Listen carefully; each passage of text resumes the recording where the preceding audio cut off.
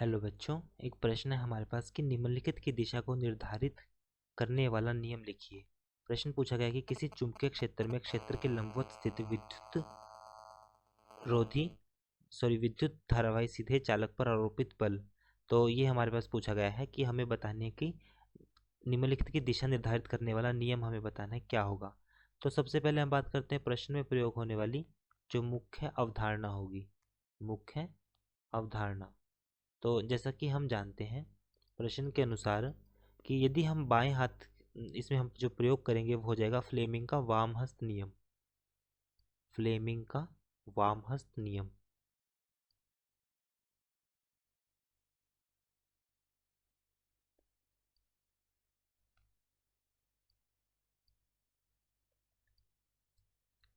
Fleming का वामहस्त नियम। Fleming के वामहस्त नियम के अनुसार हम कह सकते हैं कि अपने बाएं हाथ के अंगूठे, तर्जनी और मध्यम उंगली को इस प्रकार फैलाएं कि यदि हम अपने बाएं हाथ की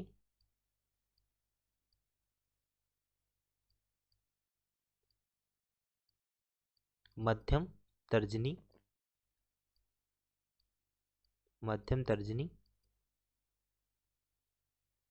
और अंगूठे को इस प्रकार फैलाएं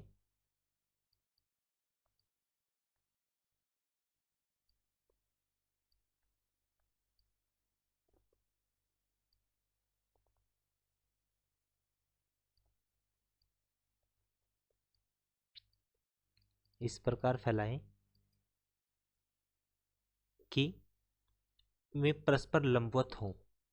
जो तीनों उंगलियां हैं वो परस्पर लंबवत हों।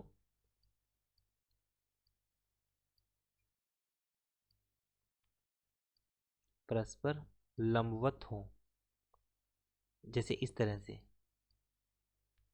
ये तीनों उंगलियां हैं जो परस्पर लंबवत होंगी और एक दूसरे पर समकोण बनाए। अब तर्जनी चुंबकीय क्षेत्र की दिशा की ओर इंगित करेगी। अगर जैसे मान लीजिए हमारे पास जो तर्जनी उंगली है, एक हमारे पास है तर्जनी, मध्यमा और एक अंगुष्ठा। तो जो तर्जनी उंगली होगी हमारे पास वो चुंबकीय क्षेत्र की ओर इंगित करेगी। ये हमारे पास है तर्जनी उंगली जो कि चुंबकीय क्षेत्र की ओर बताएगी। और मध्य उंगली विद्युत धारा की दिशा की ओर, ये मध्यमा है जो कि विद्युत धारा की दिशा की ओर इंगित करेगी, विद्युत धारा की दिशा की ओर। और अंगूठा विद्युत चालक पर लग रहे बल की ओर, ये हमारे पास बताएगा विद्युत चालक पर लग रहे बल की ओर,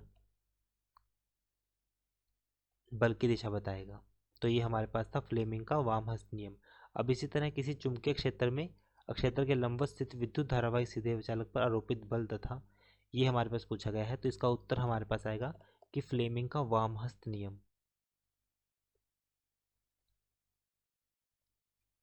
प्रश्न के हल के लिए हम प्रयोग करेंगे फ्लेमिंग के वामहस्त नियम के द्वारा हम दिशाओं को ज्ञात कर सकते हैं। तो आशा करता हूँ कि प्रश्न का हल आपको समझ में आया होगा। धन्यवाद।